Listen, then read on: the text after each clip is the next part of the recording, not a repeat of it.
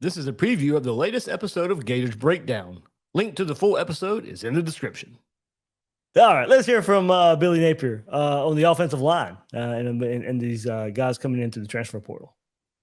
It's probably one of the areas where I think we did the best work. When you think about, the traits there, we got some experienced players, but also think some of the young players that we added have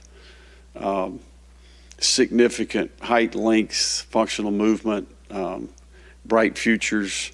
In particular, Damian George has been, essentially a backup for 2.5 seasons at a very good program.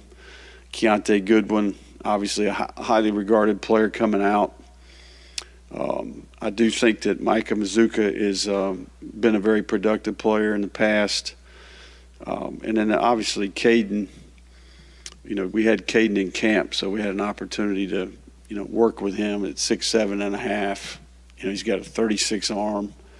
I mean, it's probably the longest arm we've measured since we've been doing it. So, and really a young man too, a guy that I think he's got, he's going to continue to grow. So, big, long, right, some experience. And ultimately a couple of these guys, Mazuka's 3 for 3.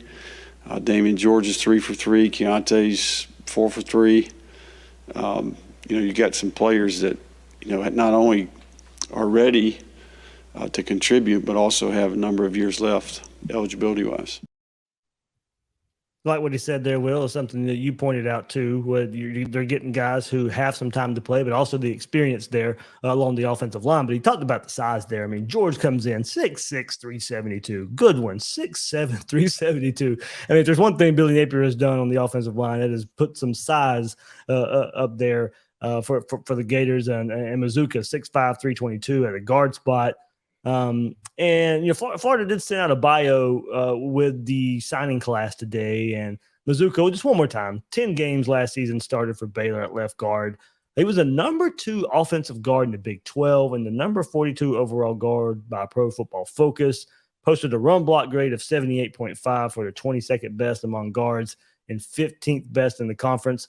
Will, another good stat here, kind of similar to one Osiris Torrance, but allowed only 1 sack and 367 pass protection snaps in 2022. So, hey, sounds good for Billy Napier. We know they needed it, and for him to come in and say, hey, we identified this as one of our best spots. We did some of our best work here at offensive line, and they had to. I mean, this was one they had to, and they got bodies and experienced bodies, quality, and going out there and really identifying Mazuka, going and getting him one of the top offensive lineman targets out there at a big position of need for the Gators to kind of just continue what Osiris Torrance was able to do for the Gators. Yeah, well, I mean, look, we talked about this a couple of weeks ago, but Mazuka obviously is a plug and play. You've got Egwukan at center, who's been playing now for almost 3 years. You've got Richie Leonard out there at guard, who's got some experience. You've got William Harrod at tackle, who's got some experience. You got Barber, who was the starting right tackle by the end of the year.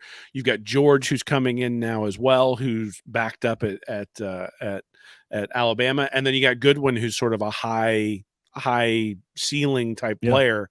Who, if you can figure out how to make him your left tackle, and if he can be a stalwart left tackle, well, now all of a sudden George is sort of the roving tackle, and Barber is there. Maybe one of those guys slides inside, which means you got Mazuka at left guard, Egwukan at center, and all of a sudden you got a really strong offensive line. So the fact that they've got some high end potential, and the fact that they've got guys who've already played at a high level, I think is significant, right? It's not just if they brought in 3 guys who were similar to Goodwin, I'd be like, "Whoo, this is a real boom or bust opportunity here," right? Like, hey, guys who have really good profiles but not a whole lot of experience. That's not what they've done. It's like tiers, right? They got a guy who's got a lot of Power 5 experience at the guard position.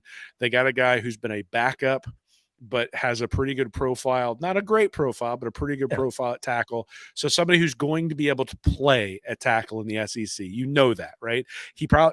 George may not be a elite tackle, but he's going to be able to play.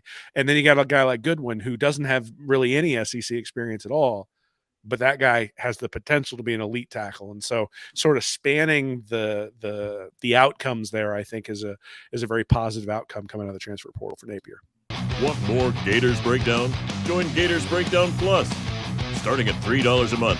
Get access to unique episodes, plus a blog, chat room, giveaways, shout-outs, and more. Gators Breakdown Plus is furthering the interaction with fans and listeners like you. Head to gatorsbreakdown.supportingcast.fm to join Gators Breakdown Plus today.